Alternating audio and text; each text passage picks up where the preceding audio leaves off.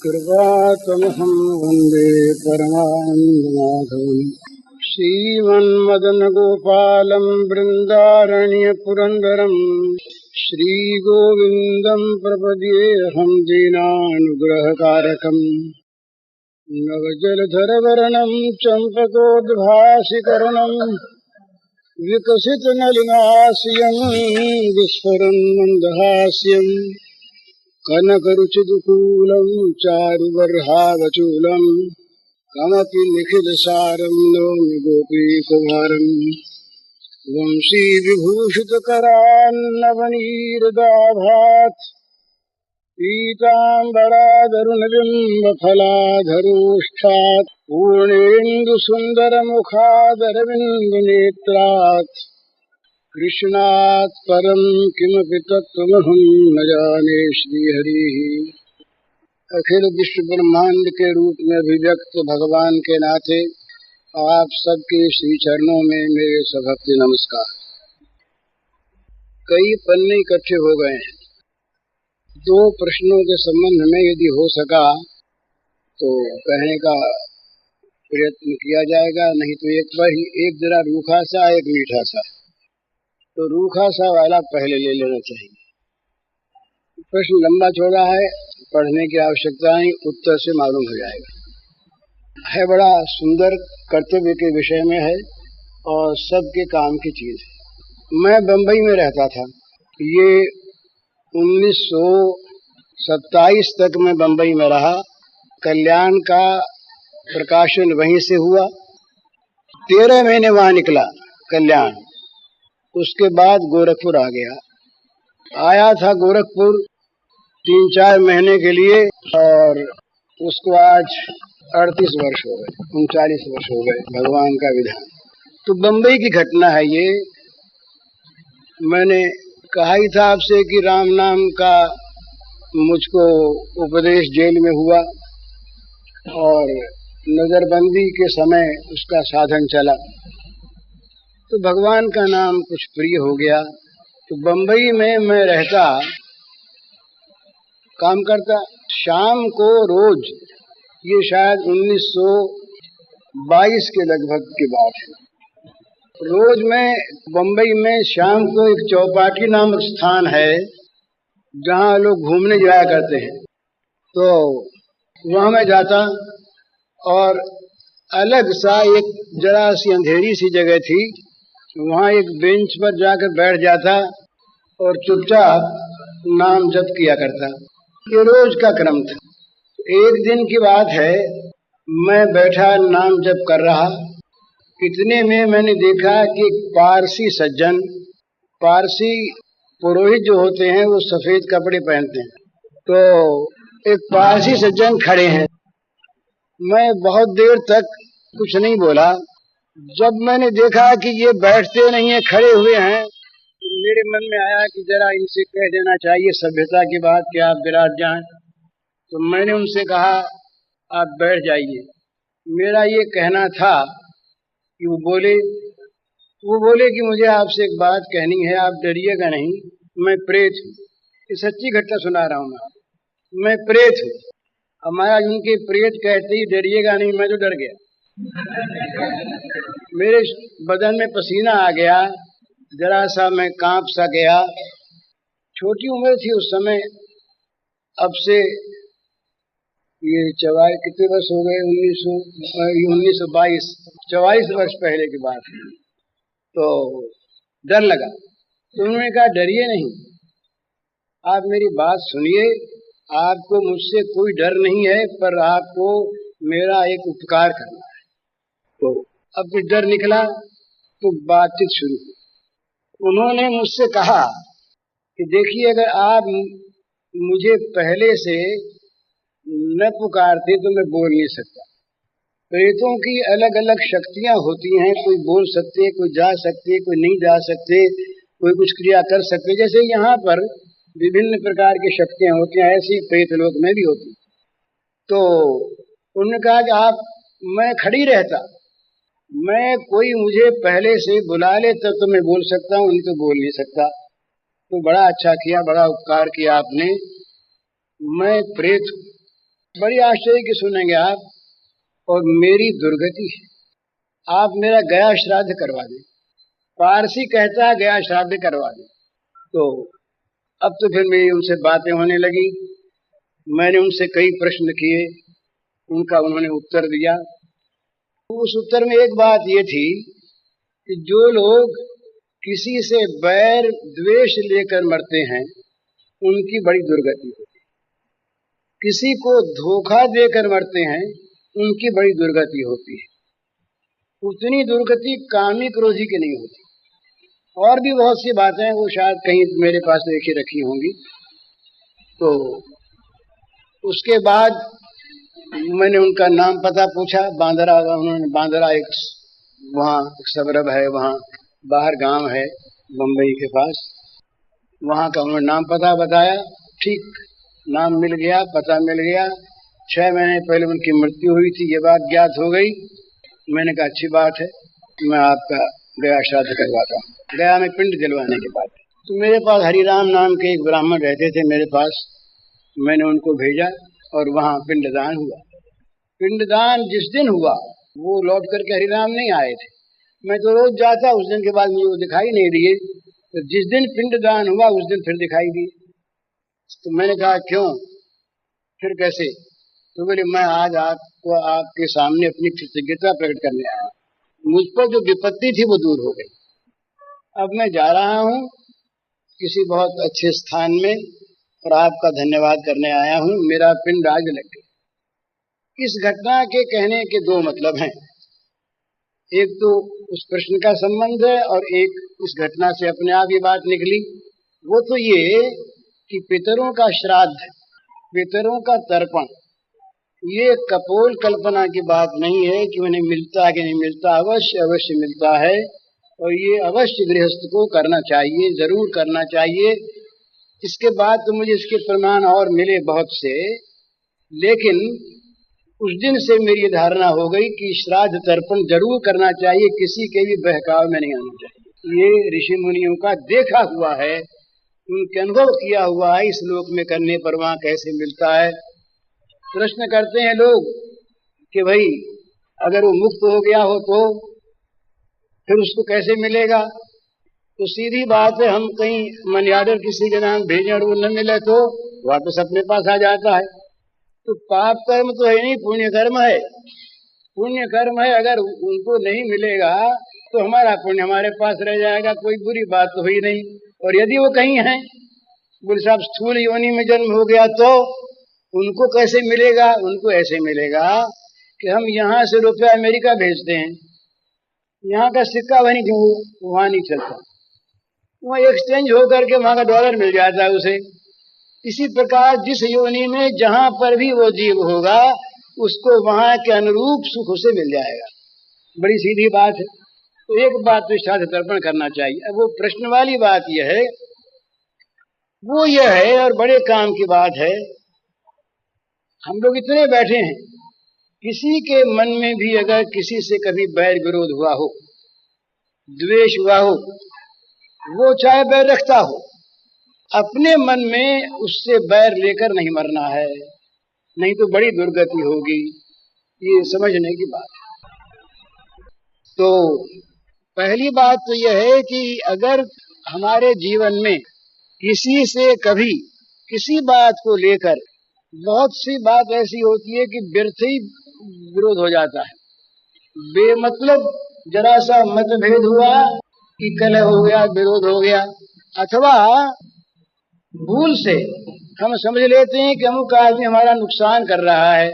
नुकसान चाहे वो नहीं करता, पर हमारे मन में आ जाती है कि नुकसान कर रहा है, तो उससे हम बैर कर बैठते हैं।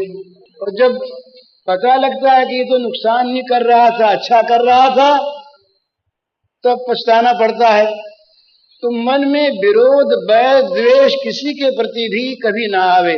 भगवान ने भक्तों के जहाँ लक्षण बतलाए, वहाँ सबसे पहला लक्षण अद्वेष्टा सर्वभूतानां मैत्र करुण एव च निर्ममो निरहंकार सम दुख सुख क्षमी। सबसे पहली बात, किसी भी प्राणी में द्वेष न रहे। द्वेष चाहता है विनाश, जिस किसी में हमारा द्वेष है, हमारी बुद्धि चाहेगी कि उसका नाश हो जाए, चाहे हम कहें नहीं, उसके विनाश में, उसके ह्रास में, उसकी अवनति में हमको सुख होगा। तो ये बहुत बड़ी बुरी चीज है। ये भगवान का बड़ा अपमान, भगवान का बड़ा तिरस्कार, सब में रहने वाले भगवान के प्रति वैर विरोध की भावना, ये बहुत बड़ा पाप। इसलिए जिस किसी के जीवन में कभी किसी कोई विरोध हो गया, मैं तो प्रार्थना करता हूं कि मेरी बात माने, शास्त्र की माने, कि उससे वो क्षमा मांग लें, अपने मन से बैर को निकाल दें। अभिमान रखकर क्षमा मांगने वाला हमेशा, क्षमा न मांगने वाला हमेशा नीचा है, और अभिमान छोड़कर क्षमा मांगने वाला वास्तव में ऊंचा है। कोई इसमें पाप नहीं, कोई बुराई नहीं। अपने द्वारा कभी भूल हुई हो, उसे स्वीकार करने में क्या लज्जा है। और भूल नहीं हुई वो मानता है ना, वो मानता है तो उसकी मान्यता घटाना, अच्छा भाई भूल तो नहीं हुई, पर तुम कहते हो भूल हुई, मेरी भूल हुई, तुम माफ करो, कोई हर्ज नहीं इसमें। किसी के जीवन में से भी जहर निकल जाए, अमृत आ जाए, ये बहुत बड़ा साधन भी है, और व्यवहार में भी इसकी बड़ी आवश्यकता है। बल्कि संतों का तो यह है कि वो बुरा करने वाले का भला करते हैं। एक संत की कथा सुनी हमने। एक संत कहीं नौका पर सवार हुए, तो वो जा रहे, तो उसमें दो आदमी ऐसे बैठे थे जिनको संत के नाम से विरोध था। तो वो बगल में आ बैठे, एक इधर से उधर से उसको सरकावे, यूं कोने से घिसकावे। तो वो बेचारा घिसकता घिसकता किनारे पर आ गया, और किनारे की जो नौका की बाड़ होती है उस पर बैठा और धक्का देने लगे। तब आकाशवाणी हुई, वो था संत। आकाशवाणी हुई कि संत तुम कहो तो तुम्हारे साथ अकारण शत्रुता करने वाले इन दोनों का नाश कर दिया जाए। आकाशवाणी सुनते ही वो संत रोने लगे। उन दोनों ने देखा कि आकाशवाणी कह रही कि नाश कर दें, और ये रो रहा है तो कहेगा ही नाश कर दो, क्योंकि भूल तो हमारी थी। वो दोनों कांप गए, और संत ने कहा कि आकाशवाणी से भगवान देवता कोई बोलते हो, अगर उनकी मुझ पर कृपा है, अगर वो मेरा प्रिय करना चाहते हैं, तो इन दोनों की बुद्धि को सात्विक बना दें, इनके मन में कहीं दुर्भावना पैदा ही न हो। कितना बड़ा अच्छा, कितना अच्छा है। अपने आप तो विशुद्ध हुए ही, उनको विशुद्ध कर दिया। विष्णु पुराण की कथा है बड़ी सुंदर, प्रहलाद जी की। षंड और अमर्क, ये दो गुरु पुत्र है, षंडामर्क प्रहलाद के शिक्षक। तो प्रहलाद की शिक्षा जब विपरीत दिखाई दी हिरण्यकशिपु को अपने सिद्धांत से, तो गुरुपुत्रों को बुलाकर बड़ा बुलाना दिया कि तुम लोग क्या पढ़ा रहे हो, ये सब बेमतलब की बातें, हमारे विरोध की बातें, और ये हम जो सिद्धांत को नहीं मानते उसके बातें पढ़ा रहे हो, ठीक से पढ़ाओ। उन्होंने कहा महाराज हम तो ठीक पढ़ाते हैं, पर ये मानता ही नहीं। बोले मानता नहीं कैसे, मनवाओ, और न मान तो मार डालो। अब वो बेचारे डरे, तो बहुत चेष्टा की, प्रहलाद को समझाया, फुसलाया, डराया, धमकाया, सब कुछ किया। प्रहलाद तो मानने वाला था नहीं। तो उन्होंने विचार किया, तांत्रिक विचार होता है, उन्होंने कृत्या उत्पन्न की। प्रहलाद का वध करने के लिए कृत्या को पैदा किया, कृत्या उत्पन्न हुई। अब वो कृत्या जब विचार से उत्पन्न होती है, तांत्रिक पद्धतियां हैं, बहुत कम लोग जानते हैं। जब कृत्या उत्पन्न हुई तो कृत्या के लिए ऐसा विधान है कि या तो वो जिस काम के लिए उत्पन्न की गई है वो कर दे, या उसका कोई वध कर दे, या जिसने उत्पन्न की है उसको वध कर दे। तो प्रहलाद की रक्षा तो हो रही थी, वहां पर भगवान के दो वो छिपे हुए पार्षद थे, रक्षा कर रहे थे। तो प्रहलाद को तो वो मार नहीं सकी, उल्टे उसने आकर के उन दोनों को मार दिया। षंड और अमर्क दोनों गुरुपुत्र मरकर गिर गए, लाश गिर गई। अब प्रहलाद रोते हैं। प्रहलाद कहते हैं भगवान बड़ा बुरा हुआ, मेरे कारण से इन गुरुपुत्रों का के प्राण गए। अगर मेरे मन में कभी द्वेष न आया हो, अगर मुझे जहर देने वाले, मुझे सांपों से डसवाने वाले, हाथियों से कुचलवाने वाले, इनके प्रति भी मेरे मन में यही भावना रही हो कि इनमें भी भगवान है, कभी द्वेष न आया हो तो मेरे गुरुपुत्र जीवित हो उठे, वो जीवित हो उठे।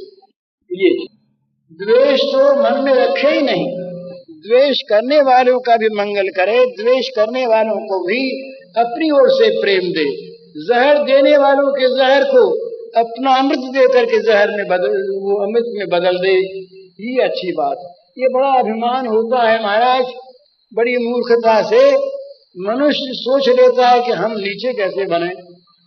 भूल तो हुई पर हम अब उस भूल को स्वीकार कैसे करें, ये पाप का प्रभाव है। अपनी भूल को स्वीकार न करना, ईसाइयों में एक बड़ी सुंदर एक पद्धति है, उसे कन्फेशन कहते हैं। कन्फेशन, स्वीकार करना, अपने पाप को स्वीकार करना। तो अपने पाप को, अपनी भूल को स्वीकार करने में कोई लज्जा की बात नहीं। अपने पाप को, भूल को स्वीकार कर ले, उसके लिए पश्चाताप करे, जिसके प्रति हमारे द्वारा दोष हुआ हो उससे क्षमा मांगे, उसको आप्यायित करे, उसे प्रसन्न करे, उसके और उसके जीवन में जो विष भरा हुआ था हमारे प्रति, उस विष को निकाल करके उसकी जगह अमृत भर दे। ये बहुत बड़ी बात है। और ये पता नहीं लगता कि भगवान का कौन सा काम क्यों होता है। हम जिसको विरोधी मानते हैं, संभव है कि वो भगवान का मंगल विधान हमारे अच्छे के लिए हो रहा हो, कौन जानता है। कैकेयी ने राम को वनवास दिला दिया, कल राज्य सिंहासन होने वाला है, ऐसा रात ही रात में कुछ कांड हुआ, उसमें कैकेयी जी निमित्त बनी और राम को वनवास हो गया। कैकेयी कितनी बदनाम हुई इसकी कोई सीमा नहीं। आज तक भी कैकेयी को लोग बुरा बतलाते हैं। यहां तक बुरी बात, एक बार की बात है, जब ये राम का राज्याभिषेक हो गया, सब माताओं से राम मिल लिए, कैकेयी से पहले मिले, उनको आप्यायित किया, सांत्वना दी, तो वन में ही हो गया था। तो कैकेयी ने एक बार कहा राम से कि बेटा एक काम तू मेरा कर दे। कहा मैया बोलो क्या? बोले एक बार भरत मुझे माँ कह दे। भरत ने माँ कहना छोड़ दिया। स्वयं भरत जो उनका पुत्र है, जिसके लिए उन्होंने राज्य की मांग की थी, वो भरत इतना कट्टर कि उसने कैकेयी को माँ कहना छोड़ दिया। तो राम ने कहा कि देखो माता, मैं कहूंगा तो जरूर, पर मैं कह नहीं सकता कि इस बात को हम मान ही ले। तो भरत को बुलाया राम ने। भगवान राघवेंद्र बोले भैया भरत, तुम तो मेरी सारी बातें मानते ही हो, आज एक बात कहना चाहता हूं, तुम मान लेना। तो गदगद हो गए। बोले आपको इतनी बात कहनी क्यों पड़ती है?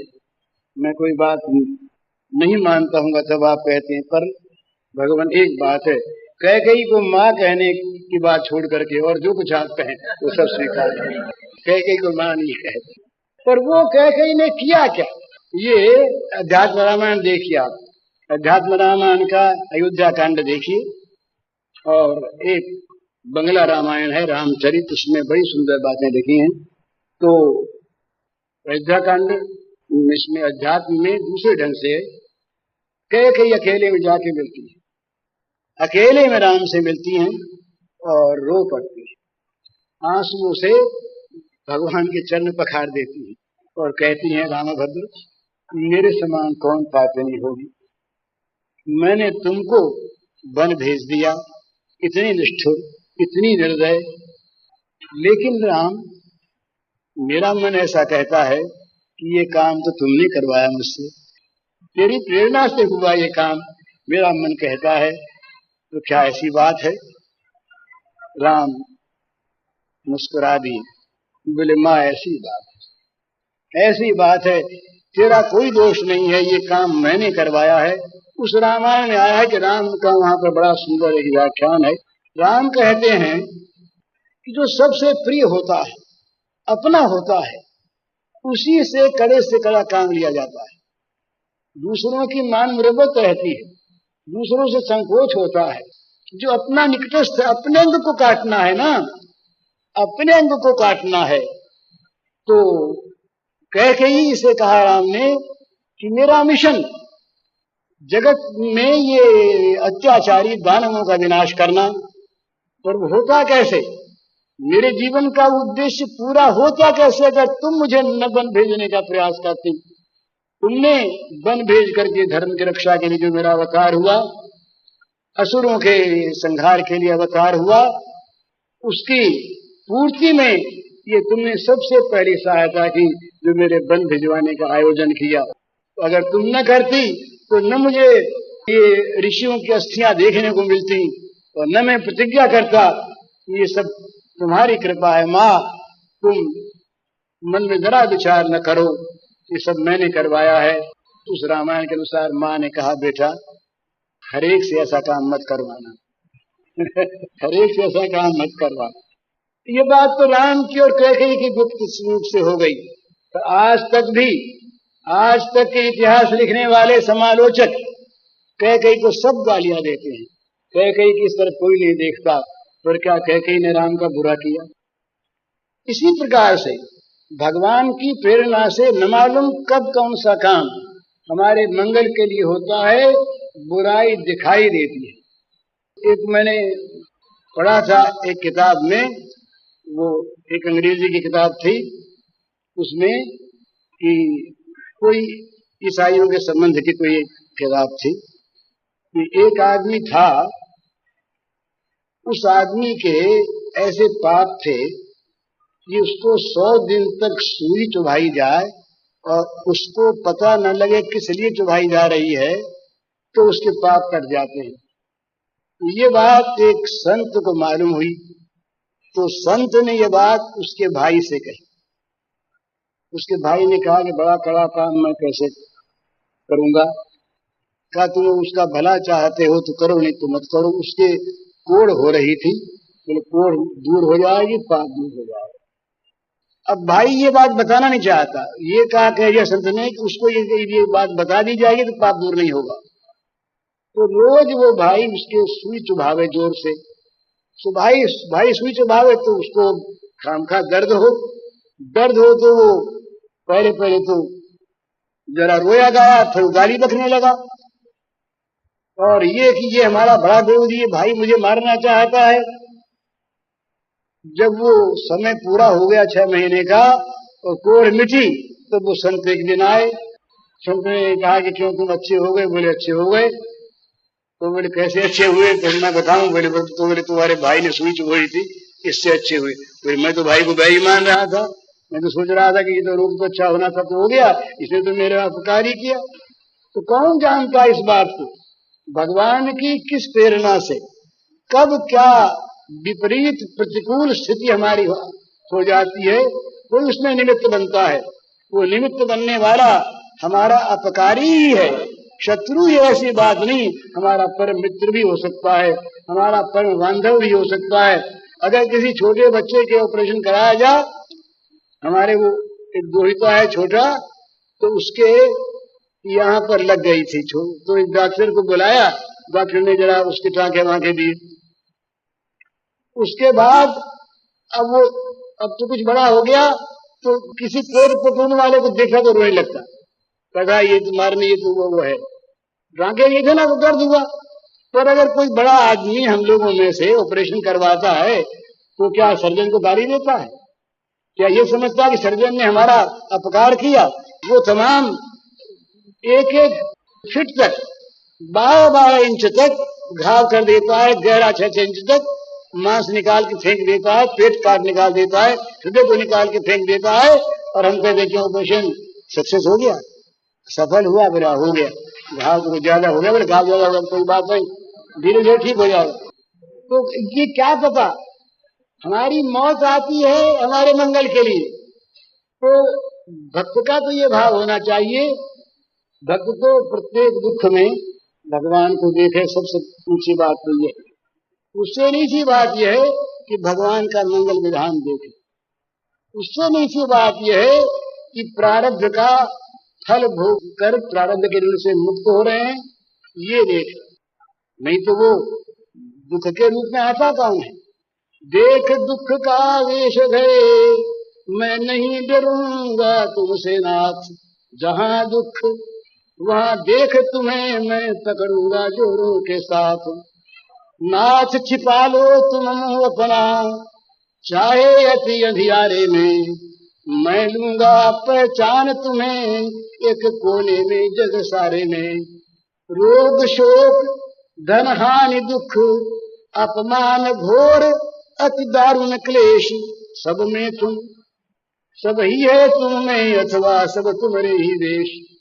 तुम्हारे बिना नहीं कुछ भी जब, तब फिर मैं किस लिए डरूं। मृत्यु साजसद यदि आवो तो चरण पकड़ सानंद मरूं। दो दर्शन चाहे जैसा भी, दुख वेश धारण करनाथ, जहां दुख वहां देख तुम्हें मैं पकड़ूंगा जोरों के साथ। भक्त मानता है हाँ तुम अपमान बन के आए हो, निंदा बन के आए हो, तुम प्रहार बन के आए हो, आक्रमण बन के आए हो, मार बन के आए हो, तुम आए हो न, पहचान लिया तुम, किसी वेश में आओ नाथ। तुम, ये तो तुम्हारी नकाबपोशी है, तुम न मालूम कब को क्या क्या स्वांग धरते हो तुम। ये अगर न भाव आवे तो ये भाव करे कि ये नियंत्रण करता जो भगवान है, उन भगवान के नियंत्रण में सारे विधान होते हैं। भगवान चूंकि मंगलमय हैं, परम सुहृद हैं, हमारे अमंगल का विधान वो कर नहीं सकते, सर्वज्ञ हैं, उनसे भूल हो नहीं सकती, तो उनका प्रत्येक विधान हमारे लिए मंगलमय है। इस प्रकार से वो तो कहीं पर भी शत्रुता को स्थान न दे, विरोध को स्थान न दे।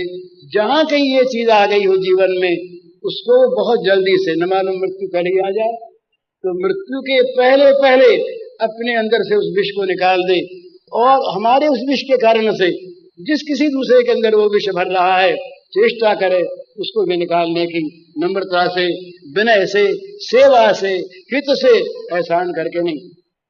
न निकले तो भगवान मालिक हैं, तो अपनी ओर से मन में बैर न रखे। ये तो है पहले प्रश्न का। दूसरा प्रश्न बड़ा सुंदर है, वो है श्री राधा और श्री गोपांगनाओं के संबंध में। उसके साथ साथ एक पन्ना और आया है, उसमें लिखा है कि आप रात्रि के समय रास पंचाध्यायी पर कुछ कहा कीजिए। रास पंचाध्यायी पर अगर कहा जाए तो उसमें सारी बातें उसमें धीरे धीरे आई जाती हैं, पर रास पंचाध्यायी पर कहने का साहस नहीं होता। दो कारण है उसमें। पहला कारण तो अपनी अयोग्यता है। रास पंचाध्यायी का भागवत के मर्म को समझ लेना मेरे जैसे अपठित और अध्ययन से रहित मनुष्य का काम नहीं। बात ऐसी है, रास पंचाध्यायी में कुछ ऐसे प्रसंग आते हैं जिन प्रसंगों में जरा सा भी कोई दोष नहीं है, जरा भी अशुद्धि नहीं है, जरा भी उनके अंदर कोई विकार नहीं है, परंतु हमारी विकारी बुद्धि, हमारे काम कलुषित हृदय की वासनाएं, हमारे नेत्रों की ये अंधता, संभव है कि उनमें कोई दोष देख ले, ये डर लगता है। रास पंचाध्यायी की तो बात फिर विचार पर छोड़ें। आज का जो प्रश्न है उसमें बहुत संक्षेप में, थोड़े से में एक दिग्दर्शन मात्र कि किस तरह से उनका भाव होता है और भगवान उनके संबंध में क्या मानते हैं, ये केवल दो पद सुना देता हूं मैं आपको, और उनका भाव। ये हुआ मधुर संबंध प्रेम का, नित्य अभिन्न परम शुचि भाव, खुले हृदय के द्वार मिट गए मिलकर सारे दूर दुराव। तो महाराज सच्ची बात, ये भगवान एक हैं, उनको चाहे ब्रह्म कहें, चाहे कृष्ण कहें, चाहे राम कहें, और तत्व अद्वैत है, चाहे ब्रह्माद्वैत हो चाहे रसाद्वैत हो। समझे, ये बात पहले समझ लेनी चाहिए। वो जहाँ लीला विलास है और जहाँ चिन्मयी लीला है, वहां वो दो प्रतीत होते हैं, दो बने हुए हैं, और नहीं तो एक नित्य एक है। ये बात पहले समझ लेनी चाहिए प्रेम राज्य में आने वाला। तो हुआ मधुर संबंध प्रेम का, नित्य भिन्न परम शुचि भाव, खुले हृदय के द्वार मिट गए मिलकर सारे दूर दुराव। जान गए दोनों दोनों के अंतर का रहस्यमय मर्म, बने परस्पर जीवन के वे चिर अपृथक सब धर्मी धर्म। सदा एक रस सदा एक मन सदा एक अभिलाष अनूप, सदा एक पर सदा बने दो दोनों के आकर्षक रूप। राधे राधा कृष्ण। सदा एक पर सदा बने दो दोनों के आकर्षक रूप। देगे के टूट गए देगे के टूट गए प्यारे खारे सारे संबंध। राजा कृष्ण। देगे के टूट गए प्यारे खारे सारे संबंध, नित्य मुक्त कर मुक्त बंध गए स्वयं प्रेम के स्थायी बंध। नित्य मुक्त कर मुक्त, नित्य मुक्त भगवान ने अपने भक्त को मुक्त कर दिया और मुक्त करके उसके बंधन में बंध गए। ये आगे का प्रेम ज्ञानोत्तर प्रेम होता है। नित्य मुक्त कर मुक्त बंध गए स्वयं प्रेम के स्थायी बंध। विगत हुए दो के अभाव में विगत हुए दो के अभाव मदमान, कराते करते आपस में रसपान। मरे जीवन भी मर गया मरण भी मर गया, जीवन मरण मरे द्वंद्वों का हुआ अतुर चिंता भाव। द्वंद्वों का चिंता भाव हो गया। द्वंद्वा की तो समझदार लगा विशुद्ध त्याग में सुख पहुंचाने का आपस में चाव। लगा विशुद्ध त्याग में सुख पहुंचाने का आपस में चाव। उठा सभी शासन, फिर कोई कर्तव्य नहीं रहता ना तो शासन नहीं रहता, लिखित शासन नहीं रहता, लिखित शासन नहीं रहता। उठा सभी शासन न रहा अब कर्म का कुछ भी अवशेष, मिला लिया प्रियतम ने पूरा रखा न तनिक पृथक कालेश। ये राधा कृष्ण का स्वरूप। इसमें कई विरोध नहीं, चाहे इसको ज्ञान में कर लो चाहे रस में कर लो। तो कहते क्या है, बड़ा सुंदर जरा इसका भाव। भाई नित्य अभिन्न थे पर नित्य भिन्न रहे, तो नित्य भिन्न रहे तो ये नित्य अलग अलग रहे, ये अलग अलग एक कैसे हों?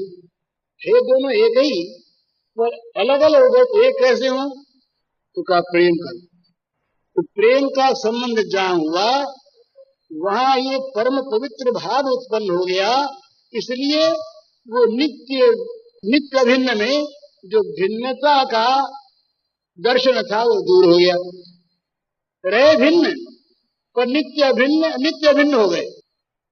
तो क्या हुआ, जब तक अलग अलग थे, जब तक प्रेम नहीं था, तब तक हृदय के कपाट बंद थे, ज्ञान के कपाट बंद थे।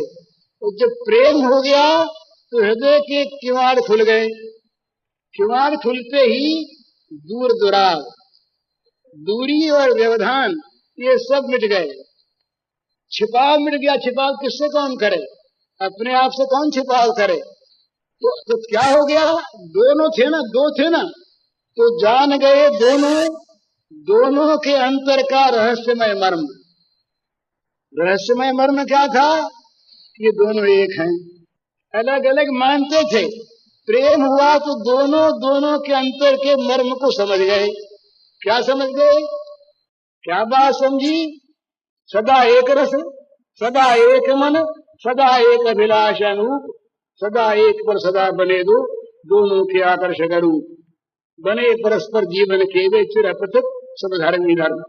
ये जान गए कि जितने भी धर्मी हैं और जितने धर्म हैं ये सब के सब जीवन में पृथक दिखते हुए भी अपृथक है और भिन्न दिखते हुए भी अभिन्न है। सदा एक रस है, सदा एक मन है, सदा एक अभिलाष अनुपम है, और लेकिन सदा दो बने परस्पर अपने अपने मधुर स्वरूप से दोनों को खींच रहे। ये जब तक काम कालुष्य है, जब तक भोग प्रपंच में रति है, तब तक भगवान को खींच लेने वाला रूप नहीं मिलता। और जब तक भगवान को माइक देखते हैं तब तक भगवान का रूप हमें नहीं खींच सकता। तो दोनों के आकर्षण कब होते हैं? जब प्रेममय हो जाते हैं, जब प्रेम के साम्राज्य में काम की कलुषता नष्ट हो जाती है, जब भोग राग मिट जाता है, उस समय दोनों का सौंदर्य निखरता है।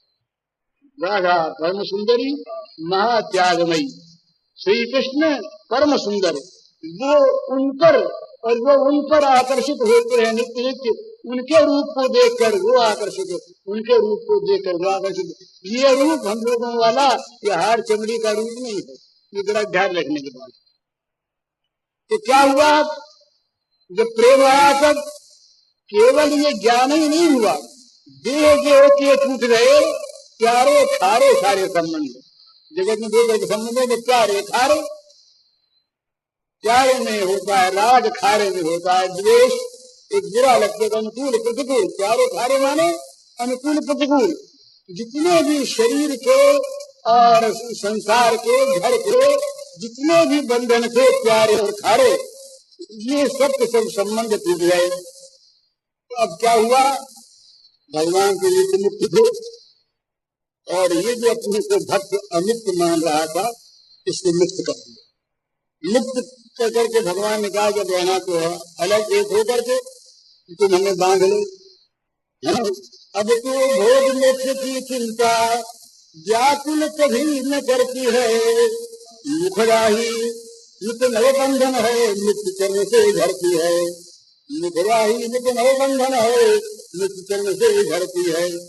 भगवान बन गए तो क्या हुआ, जब स्थायी बंधन में भगवान बन गए और कोई व्यवधान रहा नहीं, तो जितने ये जगत के भय लज्जा विषाद मद मान ये जो हैं ये द्वैत में रहते, ये सब के सब नष्ट हो गए। परंतु लीला प्रेम है। यहाँ पर प्रेम और ज्ञान का स्वरूप तो अंतर न होकर ये अंतर है। प्रेम कभी पूरा होता नहीं और ज्ञान कभी अधूरा रहता नहीं। ध्यान में रखने की बात है। प्रेम प्रतिक्षण वर्तमानम और ज्ञान में तत्व ज्ञान में कभी कमी रहती नहीं, उसमें कमी है तो ज्ञान नहीं। और प्रेम अगर पूरा होगा तो प्रेम नहीं, कोई न कोई काम था, कोई लालसा थी, वासना थी, वासना पूर्ण हो गई, बस अब प्रेम क्या है। प्रेमी निरंतर समझता है कि प्रेम है ही नहीं, प्रेम कभी पूरा होता नहीं, ज्ञान कभी पूरा रहता नहीं।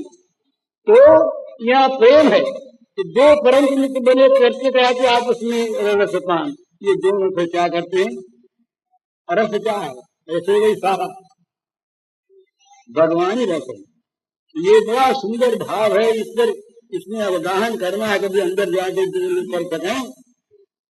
ये जितना रस है ना, ये कहाँ से आता है, रस शरीर से आता है, और रस सिर्फ भगवान है। तो जगत में जितना रस है, जहाँ जहाँ पर जो आनंद है, ये भगवान को आनंद समझ का ही स्वीकार है। तो भगवान अपना रस, दिव्य रस उड़ेलते चलता रहती है, समुद्र चलता है, उसमें से आप अवगाहन करते हैं और रस पान करते हैं, रसदान करते हैं।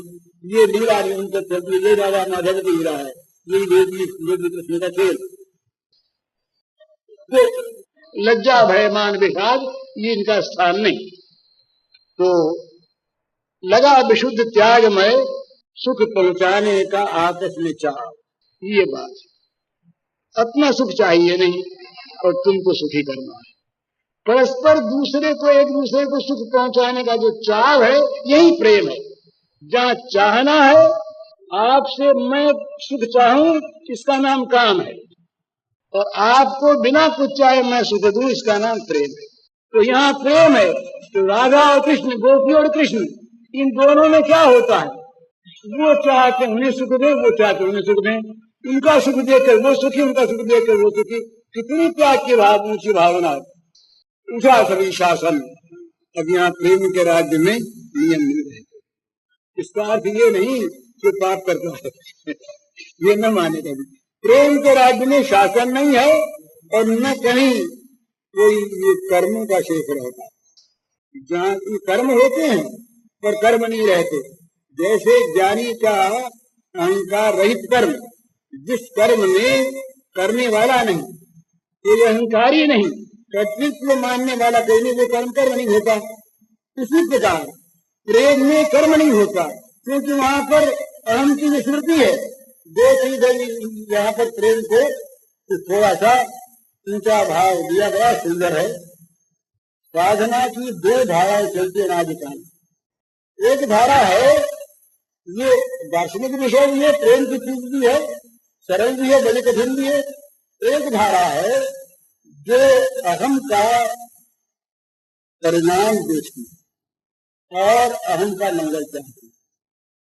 एक धारा है जो अहम का समर्थन करती। जो परिणाम देखती है वो ज्ञान का साधन है, और जो समर्पण कर देती है वो प्रेम का साधन है। जैसे बड़े से बड़ा ऊंचा ज्ञान का साधक है, जब उसने साधन चतुष्टय में तीनों साधनों को पूर्ण कर लिया तो उसके अंदर मुमुक्षा पैदा होती है। मुमुक्षा का अर्थ है मोक्ष की इच्छा। मोक्ष की इच्छा जिसको है वो बंधन में है, ये बात माननी पड़ेगी।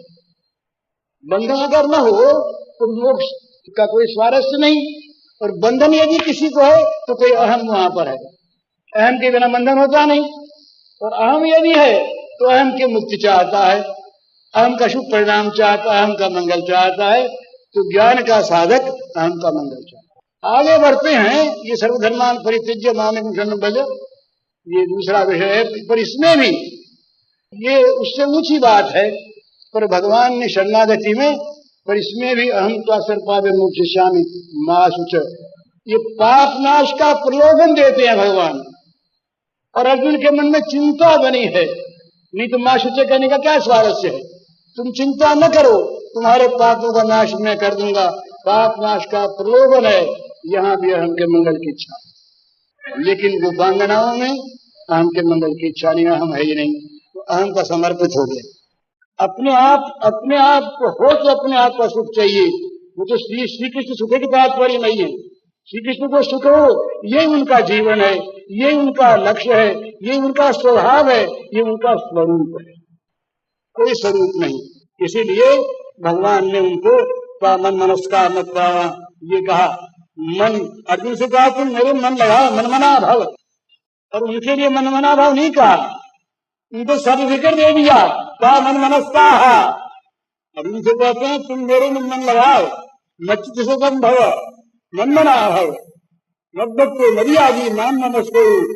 और वहां ये कहने की आवश्यकता नहीं है, वहां तो कहते हैं वो तो मेरे मन वाली हैं, वो मेरे प्राणों से अनुप्राणित हैं, उनके अपने कर्म रह ही नहीं गए, अपने कर्म उन्होंने सब मेरे लिए परित्यक्त हो गए उनके कर्म। तो वहां पर अहम का समर्पण होकर अहम की विस्मृति है। इस अहम की विस्मृति में जो कुछ कर्म होते हैं वो कर्म तो होते हैं, जब वो कर्म नहीं होते उनमें केवल और केवल वो प्रेम का विलास होता है। ये भगवान का लीला विलास है। प्रेमी में तो जितने कर्म है उनमें ये विषयाल नहीं है। ये सब ऐसी चीजें हैं जो सुनने में कहीं कहीं संदेह हो जाता, मान होता है महाराज, मान होता। प्रेम में जो धाराएं चलती है वही तत्व है, और कौन तत्व आया है? भगवान ही है।